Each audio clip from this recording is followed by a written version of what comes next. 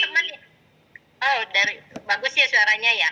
Teman-teman yang Ya, di udah. YouTube boleh dong kasih info, bagus nggak suaranya?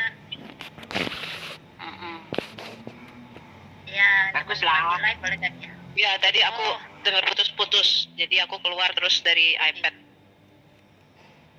Oh iya, kayaknya sih di aku yang nggak stabil. Udah ada notifikasinya, nggak stabil signalnya ya. Ya, jadi teman-teman kita langsung aja ya. Udah oke katanya Dunkin Donat. Terima kasih. Ya, teman-teman langsung aja ya. Hari pagi ini kita ada percakapan. Percakapan ini sebenarnya penting ya. Harus kita perhatikan dengan sungguh-sungguh. Kita harus kasih perhatian kita pada hal ini. Kemarin itu ada percakapan antara Pak Edis dengan seorang mualaf, katanya bernama Dionysius, dia berasal dari NTT. Dari percakapannya itu termasuk dia masa mudanya dia mencari Tuhan katanya. Dan dalam masa mudanya setiap pertanyaan yang dia sampaikan itu kepada orang yang menurut dia bisa untuk memberi jawaban. Misalnya pastor gitu, dan orang-orang di sekitarnya. Dia juga masuk debat katanya dengan orang yang dia anggap udah jago nih berdebat gitu. Tetapi itu tidak memuaskan dia, tidak membuat dia tidak masuk akal menurut dia ketuhanan yang diterangkan oleh teman-temannya. Nah, ini menjadi suatu keprihatinan buat kita ya teman-teman. Nih, kenapa bisa seperti itu? Apakah kita harus introspeksi diri juga, apakah kita sebagai gereja keluarga Kristus itu bisa menjawab yang menjadi pertanyaan-pertanyaan, terutama anak muda loh. Karena ya saya lihat ya, yang mualaf-mualaf itu yang ditangkap oleh terutama yang dari sono tuh, misalnya si Juma itu anak-anak muda loh.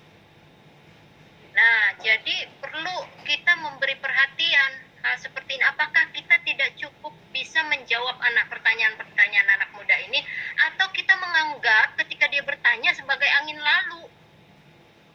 Gitu. Nah, disinilah apologet ini harus berperan. Kita yang ada di YouTube, juga yang di luar dalam kehidupan sehari-hari, teman-teman. Gitu, bukan begitu ya, Bu Uti, Bu Sofi? Iya, Miss. Betul. Silakan pengalamannya Bu Uti dulu. Ya, jadi begini. Jadi begini ya, banyak ya anggota-anggota jemaat di gereja. Mereka memang pergi ke gereja gitu kan. Mereka pergi beribadah. Lalu di gereja mereka mendengarkan khotbah-khotbah. Nah, khotbah-khotbah di gereja itu memang terbatas kan, khusus untuk menguatkan iman mereka di dalam Kristus gitu kan. Mereka di khotbah-khotbah di gereja itu tidak diperuntukkan untuk pewartaan Injil kepada orang-orang non Kristen, karena yang datang itu semua orang Kristen gitu kan. Yang datang itu adalah orang-orang yang notabene adalah sudah di dalam kawanan satu gembala gitu kan. Jadi tugas di dalam gereja itu memang cuma untuk menggembalakan orang-orang yang sudah ada menjadi Kristen, orang-orang Kristen. Jadi sedikit sekali pelajaran yang diberikan, bahkan kalau saya bilang di tempat saya nggak ada. Kenapa nggak ada? Karena nggak pernah seumur-umur membahas agama lain. Itu dia. Nggak pernah sekali-kali membahas agama lain, dan jarang sekali bicara tentang siapa Yesus itu, kenapa dia harus disembah. Enggak. Yang sering dilakukan adalah nih, ketika ada kebaktian ya. Kebaktian misalnya ada yang meninggal gitu kan. Nah, ada yang meninggal, ya udah. Jadi pokok bahasan yang disampaikan oleh pendeta itu adalah tentang orang meninggal gitu kan. Orang meninggal, dia selamat masuk surga gitu. Tetapi untuk mengetahui yang lain-lain di luar itu yang nggak ada gitu. Makanya banyak sekali pertanyaan kita sering temukan ya. Sering temukan orang katanya mualaf karena pendetanya nggak bisa jawab gitu. Karena ininya nggak bisa jawab, nggak mendapatkan pengetahuan gitu. Banyak sekali saya bilang begitu. Saya dengar ya, banyak sekali. Bukan yang nggak bisa jawab, tetapi memang para pendeta ya, yang saya tahu ya, kakak saya ini kan dua-duanya pendeta, dua-duanya S2, yang satu malah S3 cum laude lagi nih, Ibu Suryani ini kan. Nah, tetapi kalau kita bandingkan pengetahuan dia sebagai pendeta dengan apologet itu beda jauh gitu loh. beda jauh. Apa yang saya ketahui tentang keislaman dia nggak tahu kakak saya. Bukan salahnya dia, karena dia pendeta dikhususkan untuk menggembalakan jemaat yang sudah ada di situ gitu kan, bukan untuk pergi keluar gitu. Nah, kesalahan orang-orang yang dalam kebimbangan itu dia nanya pendeta memang jelas saya bilang terbatas pengetahuannya tentang hal yang begini-gini karena memang mereka nggak pelajari. Kalaupun mereka pelajari hanyalah untuk mendukung mereka punya pelayanan di dalam gereja gitu loh. Untuk dia terjun langsung pergi memberitakan bahwa Yesus Tuhan yang di sana bukan Tuhan, istilahnya begitu kan. Dan dia mengajarkan, memberi gambaran, membuka kebenaran yang di sana, membuka kebenaran yang di sini, membuat komparasi itu enggak. Memang dibutuhkan orang khusus untuk itu. Itulah gunanya para apologet. Karena apologet itu dia bukan penggembala, tetapi apologet itu pencari jiwa. Itu kan? Nah, pencari jiwa itu bedanya. Beda pekerjaan istilahnya. Bukan saya merendahkan, tetapi beda pekerjaan. Sama sekali betul-betul beda pekerjaan. Dan jadi kalau kita mau mencari jiwa, ya carilah kita berapologet. Ya mencari jiwa untuk sekarang ini bukan menginjili, bukan. Ya mencari jiwa di sekarang ini berapologet. Karena kalau cuma menginjili, ajaran-ajaran di luar sana juga baik gitu loh. Ya, kalau suruh mereka berpikir sendiri, loh setan udah banyak banget. Oleh sebab itu kita buka, ya kayak Ibu Sofiatul gini, dia buka habis bongkar bener. Ya jadi baru kelihatan mana yang benar, mana yang salah. Dibantu oleh era digital sekarang ini, semuanya sudah terbuka. Segala informasi-informasi yang dulu-dulunya bertahun-tahun tertutup rapat, sekarang udah dibuka. Nah dari situlah kita bisa melihat ya, orang yang bodoh pun bisa mengambil kesimpulan mana Tuhan yang benar, mana yang tidak. Ketika semua dalil-dalil, seketika semua bukti-bukti itu terpampang di depan mata. Nah inilah dia spesialisasi, especially only for the apologet gitu loh. Ya jadi kalau dia datang ke pendeta dia nggak puas ya memang begitu, walaupun dia udah profesor gitu loh. Kenapa begitu ya? Karena dia nggak belajar tentang yang perbandingan agama, nggak ke situ spesialisasinya. Seorang pendeta dia adalah penggembala jemaat yang sudah ada di dalam ruangan, yang sudah ada, yang udah adem ayem, cuma mempertahankan jemaat yang ada gitu loh. Nah kalau apologet ya dia mencari jiwa gitu, udah mencari jiwa lalu dimasukin ke dalam jemaat gitu ya, pendeta yang gembalain gitu ya. Beda tugas sih Miss. Jadi orang itu dia salah datang, salah bertanya sama siapa, salah bertanya gitu. Ketika dia nggak mendapatkan kepuasan, seharusnya jangan berhenti di situ ya, carilah, dalamilah, lihat buku-buku atau dengarkan dialog-dialog gitu ya, seperti itu ya. Silakan Sofi, silakan. Iya Bu Uti bisa ini nggak ceritakan tadi yang Bu Uti ceritakan ke saya bahwa tadi saya mengkonfirmasi ya, yang pertama, belasan tahun saya menjadi Kristen, tidak satu pun di dalam gereja itu saya pernah mendengar ada pendeta yang mengupas apologetika tentang Islam maupun Quran ataupun Muhammad. Nggak pernah. Iya. Ya karena itu ketika saya mendengar Christian Prince ya pada waktu itu, dan saya mempelajari lebih dalam lagi, kok seperti itu ya ternyata. Nah ini yang tidak diajarkan di dalam gereja ya, sehingga nanti ada Tere Pardede yang baru ya, yang katanya Yesus berdoa lah, ternyata Allahnya sendiri bersolawat gitu ya kan, Allahnya sendiri berdoa, dan mereka tidak bisa menjawab hal ini. Nah inilah yang kita buka Bu Uti ya di dalam YouTuber ini. Kemarin Dionysius masuk ya ke channelnya Edi. Silakan kalau Anda nonton, Anda boleh masuk ke sini dan kita akan menjawab pertanyaan-pertanyaan Anda. Karena apologetika ini satu bidang yang baru Bu, yang notabene harus menguasai teologi ya, harus menguasai teologi dasar, harus menguasai sejarah ya, banyak hal. Jadi apologet itu adalah satu bidang studi yang harus menguasai banyak hal sebenarnya. Nah ini beda sama pendeta. Pendeta biasanya hanya menguasai masalah teologi, doktrin saja. Iya, doktrin saja. Nah sehingga mereka tidak bisa menjawab pertanyaan-pertanyaan mendasar. Apakah bisa menyembah 3 Tuhan dan sebagainya? Bagaimana cara kita menjelaskan ini dengan bahasa yang sederhana? Ya kan, Trinitas dan sebagainya. Kemudian mengapa Yesus anak Allah dan sebagainya. Ya itu yang harus kita jawab. Kemarin saya melihat Dionysius dari NTT ini. Memang terutama Indonesia Timur ya Bu ya. Ini kita harus mendorong supaya apologet muda ini bermunculan. Ya makanya mereka minta materi-materi saya mengenai Islamologi. Ya karena sangat sedikit sekali orang Kristen nggak tahu apa-apa Bu, taunya menyembah Tuhan yang sama dan sebagainya. Beda jauh, langit dan bumi. Ya seperti yang Ustadz Alwan katakan, Alkitab dan Quran itu bagaikan batu permata dan batu kerikil. Dia mengatakan perbandingannya seperti itu. Ya, saya percaya yang batu permata adalah Alkitab kita. Ya, saya hanya menegaskan apa yang Ustadz Alwan pernah ucapkan, itu beda jauh, Bu. Kalau Al-Quran sama Alkitab dikupas, bagikan batu permata sama batu kerikil, katanya Ustadz Alwan. Ya, dan saya setuju kita bedah habis-habisan di dalam dunia YouTuber saat ini. Apologetika kita akan jawab habis-habisan supaya tidak ada lagi, terutama ya orang Kristen yang pertanyaan-pertanyaannya seputar keimanannya itu tidak terjawab. Tadi Buti menulis kepada saya, ada pendeta yang mengatakan bahwa Muhammad sama dengan Musa, ya, menerima mukjizat dan sebagainya, bahwa dia Isra Mi'raj ketemu Tuhan dan sebagainya. Aduh, saya benar-benar prihatin mendengarkan hal ini. Nah, ini yang Christian Prince katakan ya, pendeta-pendeta palsu.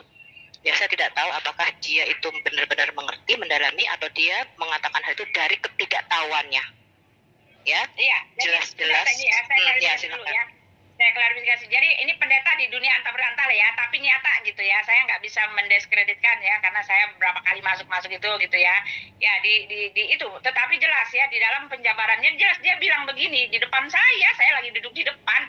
Ya Muhammad itu katanya dia itu, ya Musa, lagi bicara tentang Musa kan, kitab Taurat itu ada 5 gitu. Lari-larinya tiba-tiba ke Muhammad. Ya Muhammad bagus juga ya katanya, dia ini juga ya sekali bermusa, karena dia pernah melihat Musa gitu kan. Lalu Yesus kan tercatat kan dia ada bersama Musa dengan Abraham gitu kan. Nah Muhammad juga katanya. Saya terkaget-kaget dengar ini pendeta di depan saya ngomong apa ini. Saya bilang, aduh saya mau berdiri, saya mau hantam itu nggak boleh. Cuma janganlah, ini kan ibadah gitu kan.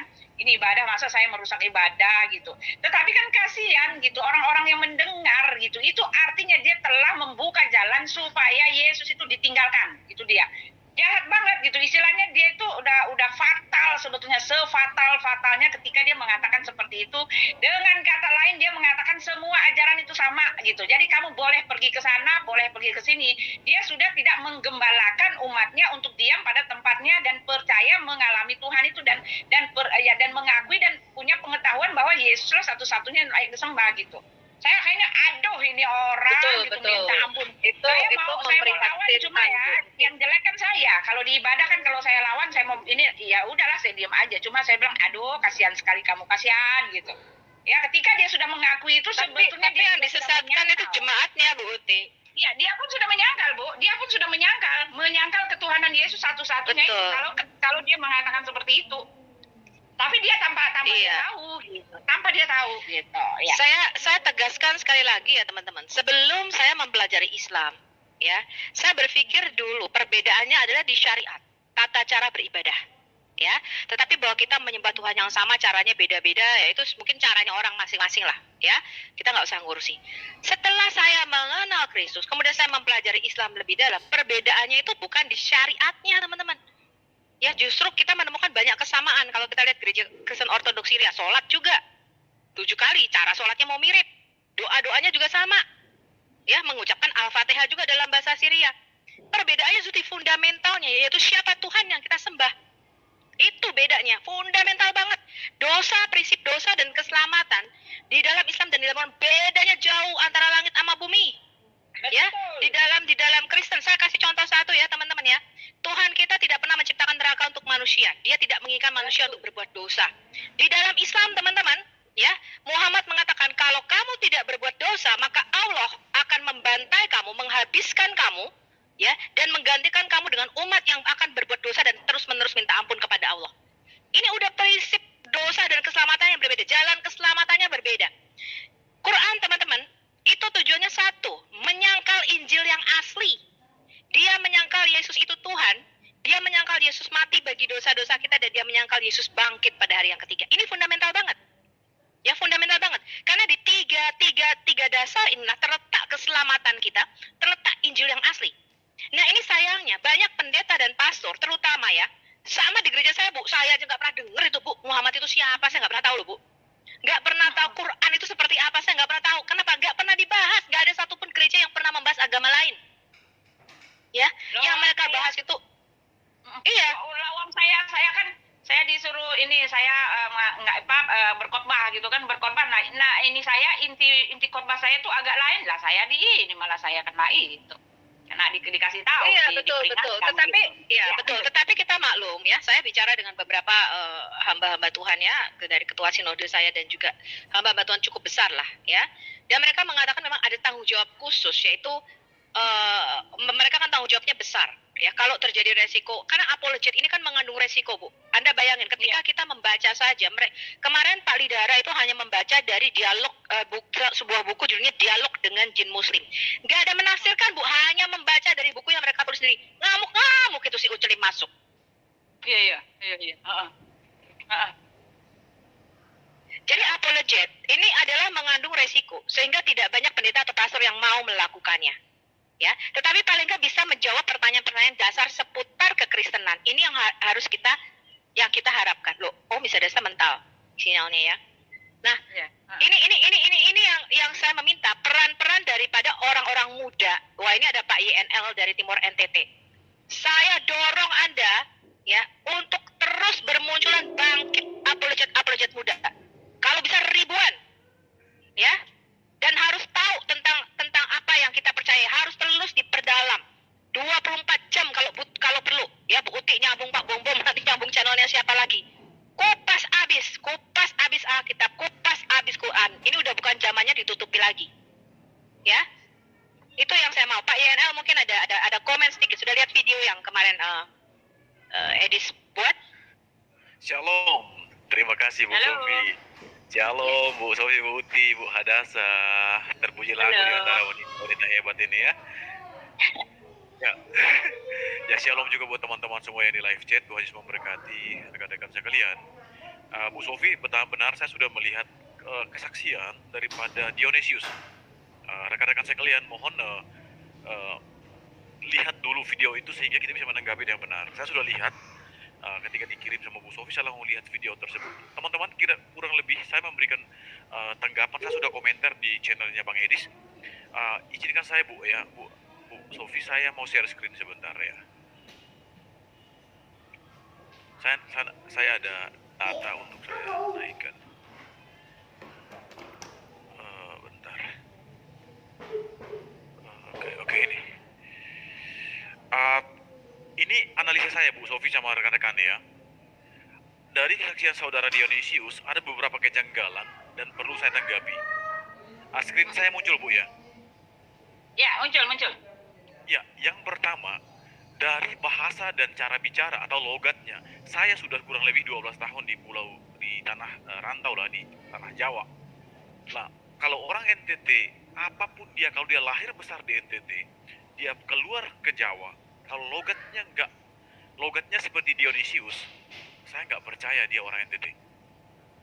Jadi dari kesimpulan sementara saya katakan kesimpulan sementara, tidak ada sedikit pun indikasi yang menunjukkan bahwa dia orang NTT. Ini cuma analisa saya, pertama. Yang kedua, dia katakan bahwa ia dari paroki atau gereja Katolik Arnoldus Jensen. Dia langsung sambungkan bahwa beliau adalah pendiri seminari Mataloko. Betul ya Bu ya, di menit ke berapa itu?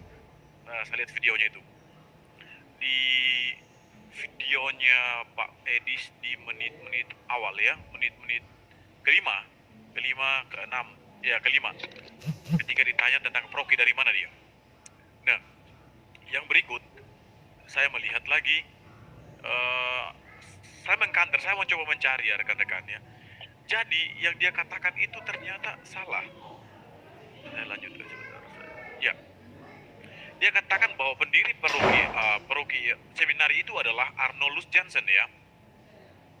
Pendiri sebenarnya bukan Arnoldus Jensen. Saya menelusuri dari Google, saya temukan bahwa pendiri seminari Mataloko Todabelu bukan Arnoldus Jensen, tetapi Pater Franciscus Cornelius, SVD. Jadi projonya SVD. Yang berikut, alamat yang disebutkan oleh Dionysius juga salah. Alamat sebenarnya adalah jalan jurusan Ende Ngada, Kecamatan Golewa, Kabupaten Ngada, Flores, Nusa Tenggara Timur, bukan Kabupaten Bajawa. Beda.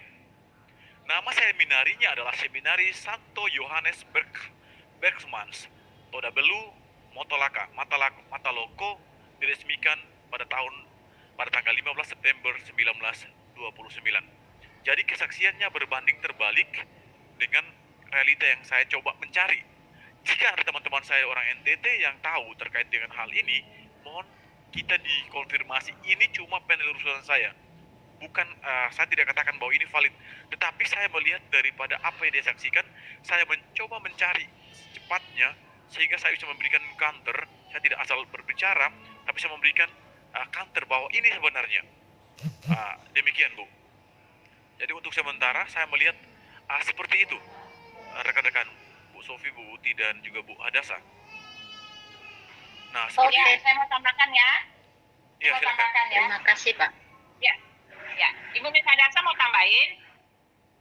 Miss Hadasa dulu aja kalau Saya mau. begini Silakan. sedikit aja. Saya melihat bisa saja dari karakternya Dionysius itu yang bertahan itu, dia tidak seperti orang yang baru Muslim. Gitu. Saya Benar. ketika dia berdialog dengan Pak Edis memang betul. Tetapi kita nggak perlu menutup mata bahwa ada Dionysius yang lain gitu loh, Pak. Contoh yang waktu itu Christopher. Itu salah satu anak muda yang Christopher yang orang Batak itu loh. Yang orang Bekasi juga. Salah satu anak muda yang mereka istilahnya ya mereka tangkap lah ya. Mereka tangkap, dan itu bukan saya yang dilayani oleh teman-teman saya di sini juga ada. Anak muda ada. Ya, puji Tuhan udah kembali.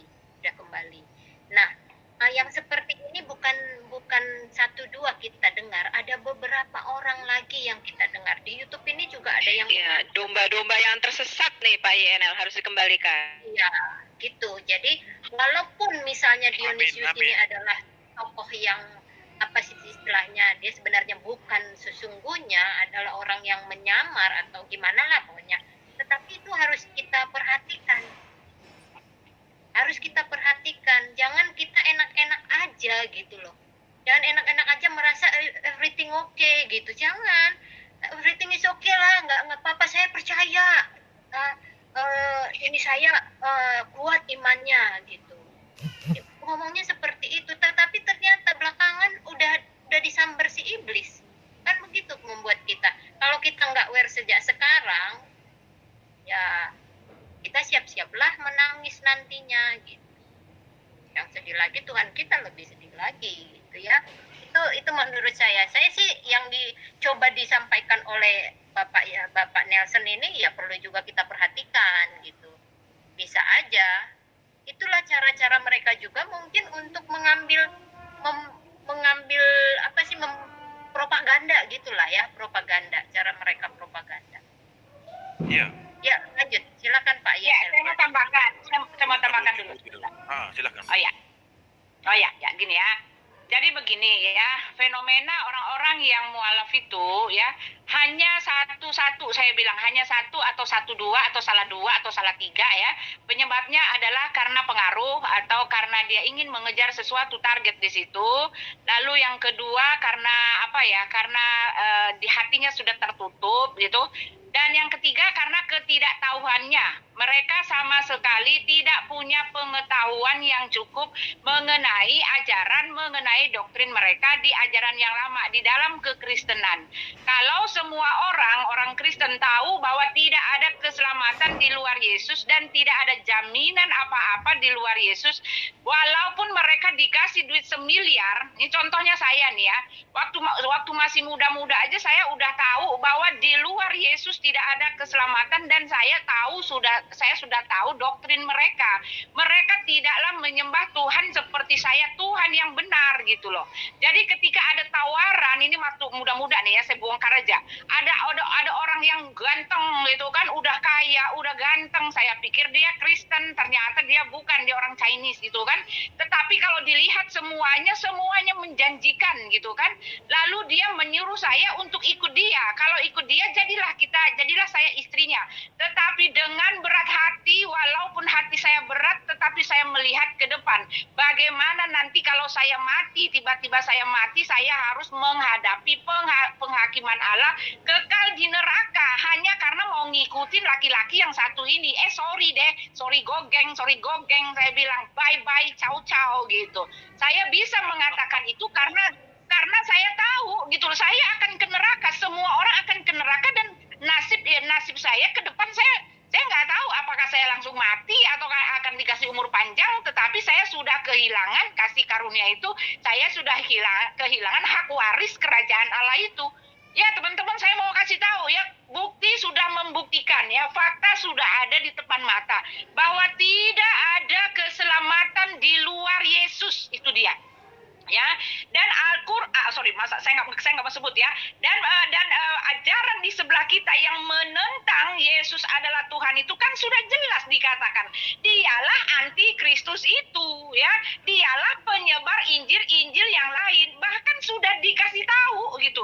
Ya kan, bahkan sudah dikasih tahu bahwa akan ada waktunya nanti orang yang membunuh kamu akan menyangka berbuat bakti kepada Tuhannya, kamu akan dibenci, bahkan dia itu akan memimpin kamu untuk menyangkal penguasa satu-satunya yang telah menebus kamu, dan akhirnya daripada kamu itu akan menuju kepada kebinasaan, di mana di dalamnya akan terdapat ratap tangis dan kertakan gigi. Kalau semuanya sudah dikasih tahu bahkan ribuan tahun sebelumnya, itulah dia kenyataannya.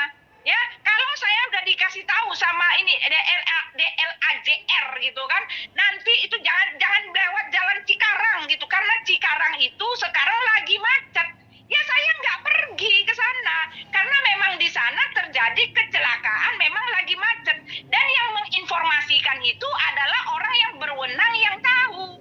Nah, Yesus dan Alkitab telah memberitahu dari sumber yang benar, yang kayak begini adalah antikristus itu. Jadi kalau udah dikasih tahu ya udah, saya mengerti lah, ini kan antikristus. Itu dia. Ya sama seperti Yesus, dia datang itu sudah dikasih tahu. Dia yang datang sebagai juru selamat sudah dikasih tahu oleh yang berotoritas, yang tahu ke depan, yang tahu ke belakang. Oleh sebab itu jangan pernah ada lagi keraguan-raguan untuk itu. Kalau kita sudah dikasih tahu, ya Pak Presiden mau datang ke rumah saya, Uti besok saya mau datang ke rumah kamu jam 3 sore, saya pakai baju merah, saya minta dibikinin kolak, katanya gitu. Ya saya siapkan, ya karena saya udah tahu dia akan datang. Ketika dia datang, saya sudah tahu, dan dialah ini, Presiden ini yang pakai baju itu, yang minta bikinin kolak. Tidak ada keraguan. Nah itulah dia, Tuhan kita itu telah mempersiapkan semuanya, segala persyaratan supaya pengesahannya, supaya kebenarannya itu menjadi absolut, tidak ada satupun bisa diragukan lagi, semua sudah dipenuhi gitu loh. Ya, segala syakwa sangka itu semua sudah terjawab karena dia sudah mempersiapkannya, dan yang mempersiapkannya itu Tuhan yang Maha Tahu, yang Maha Besar, Maha Agung. Jadi tidak ada keraguan, tidak ada lagi pertanyaan-pertanyaan, apalagi penyangkalan kepada Dia yang bukan Dia Tuhan,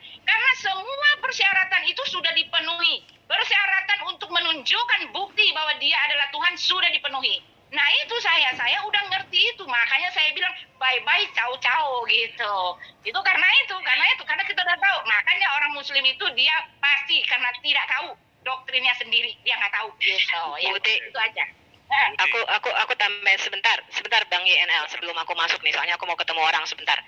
Aku tambahin dulu. Jadi yang pertama ya teman-teman, ketika kita tidak mengalami pengalaman pribadi bersama dengan Tuhan, pasti murtad. Ya, tetapi saya bersyukurnya saya mengenal Tuhan itu bukan dari membaca, tetapi dari pengalaman pribadi. Nah, ini yang saya mengatakan sangat kuat ya teman-teman ya. Jadi begini, kalau saya terkesan sekali ada satu kesaksian di dalam video Al Hayat Indonesia ya, saya sudah upload itu kesaksiannya seorang bernama Fatimah, seorang Malaysia India, bagaimana dia mengalami sendiri mujizat dari Tuhan, ketemu dengan Tuhan Yesus sendiri, mencari Tuhan Yesus sendiri, itu akan menjadi satu perjalanan yang membekas. Ya, perjalanan rohani yang membekas. Nah, ini setiap dari kita itu harusnya seperti itu, teman-teman. Jadi mengalami sendiri perjalanan bersama dengan Tuhan. Kalau nggak mengalami, udah pasti murtad. Ya, ketua pemuda saya aja murtad. Ya, kawin sih sama muslim gitu ya. Padahal ketua pemuda loh, gereja loh. Ya. Nah, itu sangat disayangkan. Bu, itu udah ngerti banget, Bu. Udah lahir baru, udah segala macam. Ya, masih bisa murtad. Nah, ini pentingnya mengalami perjalanan bersama dengan Tuhan. Tadi saya ingat satu hal, Tuhan mengatakan begini, Israel itu tahu perbuatan tanganku. Mereka melihat nih, ya Tuhan membelah Laut Merah dan sebagainya. Israel ngerti, masih bisa masih bisa menggerutu, masih bisa mengeluh, masih bisa murtad, tetapi Musa mengenal jalan-jalan Tuhan. Nah, ini bedanya ketika kita dekat dengan Tuhan, mengenal Tuhan secara pribadi, dengan cuma sekedar tahu tentang Tuhan, tapi tidak mengalami, tidak jalan setiap hari bersama dengan Tuhan, nggak mengenal jalan-jalannya Tuhan. Nah, ini repotnya di situ. Yang pertama. Yang kedua, memang kelemahan gereja adalah berapologetika. Tadi saya setuju dengan Bu Uti. Mereka fokusnya penggembalaan. Ya. Nah, apologetika ini kadang-kadang dilupakan. Kenapa? Pertama, mengandung risiko. Ya, saya sudah mengatakan. Pertama, pelayanan kita apologetika ini harus sangat cerdik. Ya. Kedua, kita harus smart, dan juga kita harus bukan cuma sekedar smart. Kalau kita yang kita perang ini roh antikristus, ya. Kita bukan cuma sekedar berani, tapi juga harus smart. Ya, jadi jangan kita terjun ke medan peperangan tanpa persiapan, teman-teman. Karena yang kita perang ini roh antikristus. Ini satu ideologi yang cukup besar, ya, yang sudah bercokol, dan kita memeranginya, otomatis akan ada banyak pertentangan. Bukan hanya berani, bukan ada nyebur terus, wah, gelagapan di kolam, enggak. Tapi juga harus cerdik, kita harus atur siasat.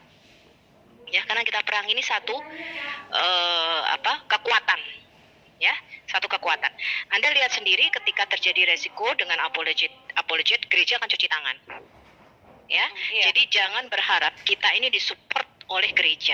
Anda maju sendiri, Anda pikirkan sendiri, Anda harus cerdik sendiri, Anda harus buat strategi sendiri, Anda harus berani.